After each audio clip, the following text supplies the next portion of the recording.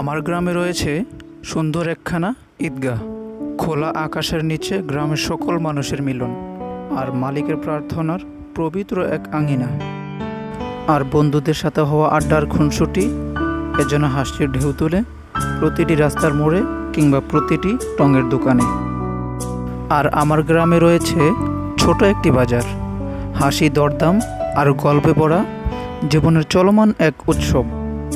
প্রিয় দর্শক, আজকের পর্বতে দেখাবো আমার গ্রামের একটি ঈদগাহ, আর আমার গ্রামের ছোট একখানা বাজার, আর আমার বন্ধুদের সাথে হওয়া অনেকগুলো খুনসুটি। তাহলে চলুন কথা না বাড়িয়ে ভিডিও শুরু করি। আমার ছুটির 5 নম্বর দিনে আমি এবং আমার কিছু বন্ধু মিলে আমরা যাচ্ছি একটা সুন্দর মুহূর্ত উপভোগ করার জন্য, সুন্দর একটা বিকেল একসাথে কাটানোর জন্য।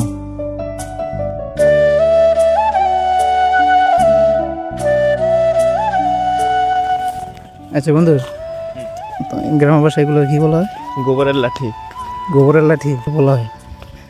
তোমাদের গ্রামে কি বলা হয় বন্ধু এগুলো? তো গোবরের লাঠি। গোবরের লাঠি এগুলো অনেক আগের থেকে প্রচলিত না, অনেক ছোট থেকে, মানে আমি ছোটোবেলায় দেখছি। আর গ্রামে একটা সুন্দর একটা বিষয়, কি ভালো একটা বিষয়, প্রত্যেক বাড়িতে বাড়িতে এই ধরনের খামার পাওয়া যায়। হাঁস মুরগির খামার, তারপরে গরুর খামার।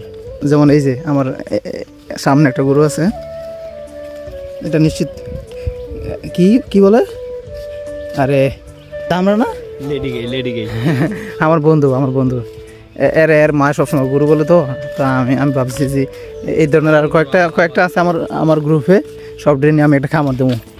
এনে একটা আছে, সমস্যা নেই।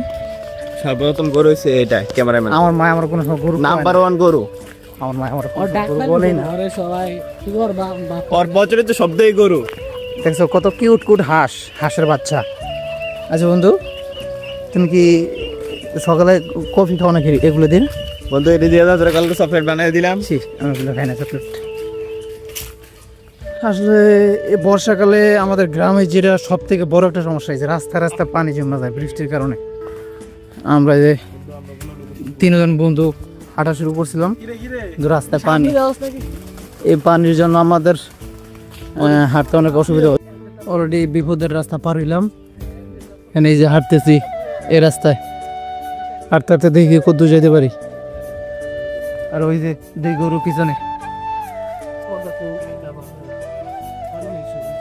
এই গরু তাড়াতাড়ি আসো। Okay bro.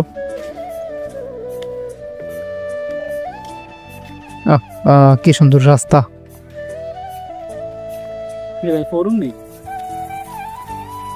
যদি গরু পরে দা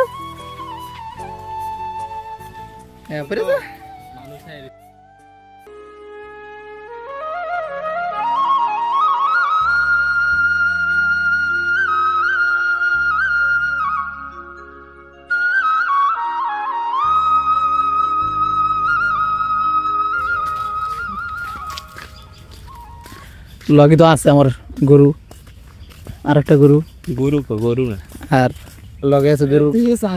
খামারের মালিক আছে লগে, সমস্যা নেই, এরা হারাইব না। এটা প্রথম গরু। কারো ক্ষেতের ঘাস খাইতে দেবো না আমি যতক্ষণ আছি। আছে মানে খাইয়া আইছে আমার কাছে যতক্ষণ আছে, আমার বন্ধু কুত্তারা বা গরুরা যেরকম, ততক্ষণ সেফ, সমস্যা হবো না। আর আমরা যাইতেছি সুন্দর একটা মুহূর্ত উপভোগ করার জন্য। বিকালটা একটু সুন্দর মতন কাটাবো, যেহেতু আমার বন্ধু তুমি মাথায় যাবো কবে? সকাল ছিল। ও আজকে যাচ্ছ না? তাহলে কবে যাচ্ছ? আগামীকাল। তুমি কবে যাচ্ছ?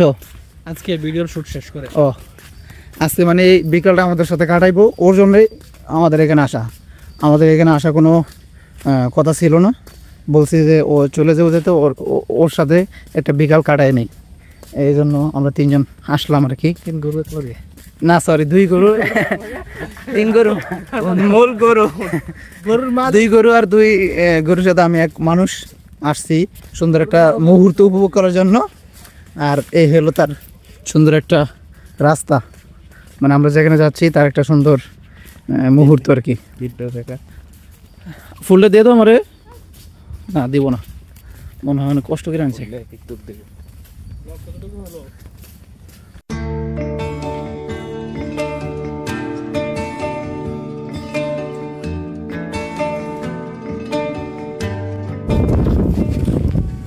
এই যে এই হলো সেই রাস্তা, এখানে আসার জন্যই আমরা মূলত বাড়ি থেকে বের হয়েছি। আর এখানে আমরা বিকেলের মুহূর্তটা কাটাবো। এখানে অবশ্য বাড়িঘর যেহেতু নাই, বাতাস, প্রচণ্ড বাতাস আসতেছে। কি বলো বন্ধু, এখানে একটা সুন্দর মানে বসে থাকার মতন একটা সুন্দর একটা ভিউ আছে। হ্যাঁ, খুবই মনোরম, প্রচণ্ড বাতাস। আর এখানে তো মাছা একটা আছে, ওয়াও, দেখতে সুন্দর লাগতেছে। আমার গ্রাম সবুজে মোড়ানো শান্তির ঠিকানা। আর গ্রাম হচ্ছে এমন একটা জায়গা যেখানে বছরকে বছর থাকার পরেও কোনো বোরিং ফুল হবে না। গ্রাম হচ্ছে এমন একটা জায়গা যেখানে হাজার বছর থাকার পরেও এটা পুরনো মনে হবে না।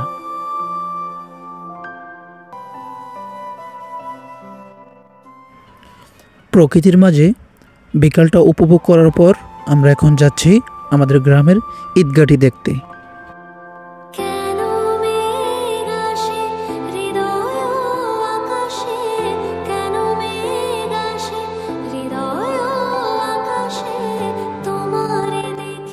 চলে আসলাম আমাদের গ্রামের ঈদগাহের এখানে। আর এ হচ্ছে আমাদের ঈদগাহ। আমাদের গ্রামের ঈদগাহের পরিবেশ অত্যন্ত সুন্দর এবং চমৎকার। বছরে 2 বার গ্রামের প্রত্যেকটি মানুষ এখানে আসে ঈদের আনন্দ ভাগাভাগি করার জন্য। তাহলে চলুন এই ঈদগাহের সৌন্দর্য দেখে আসি আমরা।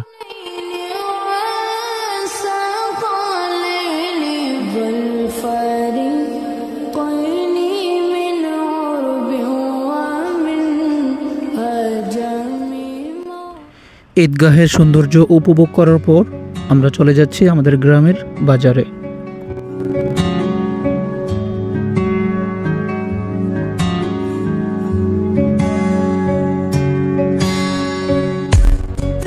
আর এ হচ্ছে আমাদের বাজার।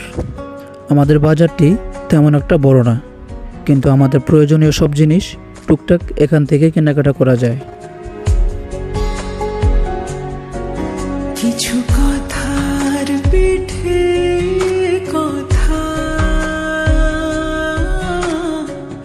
তুমি ছুঁয়ে দিলে মুখরণ।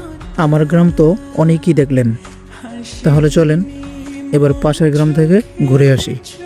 আমি যাচ্ছি আমার আপুর বাড়িতে, যেটা কিনা আমার গ্রাম থেকে খানিকটা দূরে।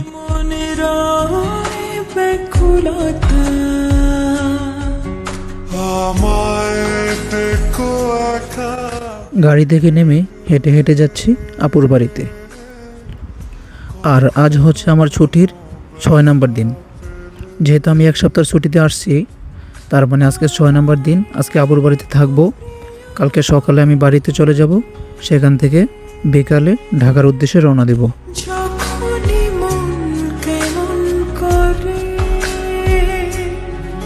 কোনো এক রূপ কথার জগতে আপুর বাড়িতে একদিন বেড়ানোর পর পরদিন সকাল সকাল বাড়ির উদ্দেশ্যে রওনা দিলাম। যেহেতু বিকালে ঢাকার উদ্দেশ্যে রওনা দিতে হবে, তার জন্য সকাল সকাল বাড়িতে যাচ্ছি। তুমি চিরসাথী আমার জীবনে।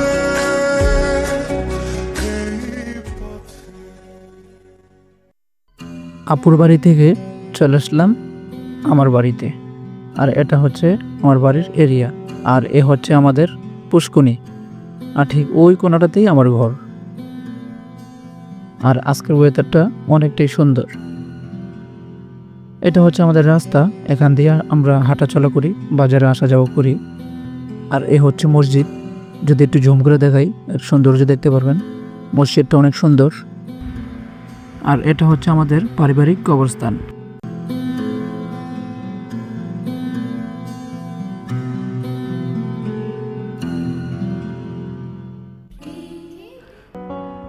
বিকাল হয়ে গেছে, যার কারণে আমি ঢাকার উদ্দেশ্যে রওনা দিয়ে দিলাম। দীর্ঘ 1 সপ্তাহ বাড়িতে বেরোনোর পর আমার সময় ফুরিয়ে আসছে, ঢাকা যাওয়ার সময় হয়েছে। চলে যাচ্ছি গ্রাম ছেড়ে। যদিও গ্রামটা ছেড়ে যেতে চাচ্ছে না মন, তারপরও যেতে হচ্ছে আর কি। মিস করছি গ্রামের সৌন্দর্য, গ্রামের বন্ধু বান্ধব, আত্মীয় স্বজন, সকলকে মিস করছি।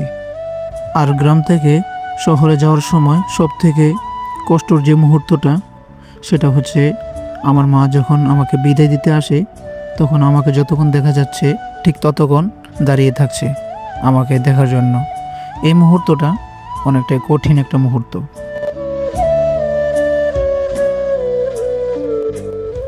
যারা আমার গ্রামের ব্লগ সিরিজের 3টি পর্ব দেখেছেন তাদেরকে অসংখ্য ধন্যবাদ। আমার চ্যানেলটি অবশ্যই আপনারা সাবস্ক্রাইব করে দিবেন, যেহেতু নতুন চ্যানেল আপনাদের ভালোবাসা এবং সাপোর্ট ছাড়া আমার সামনে এগোনো অনেকটাই কঠিন হয়ে দাঁড়াবে। তো সকলে ভালো থাকবেন, দেখা হচ্ছে আগামী কোনো পর্বে।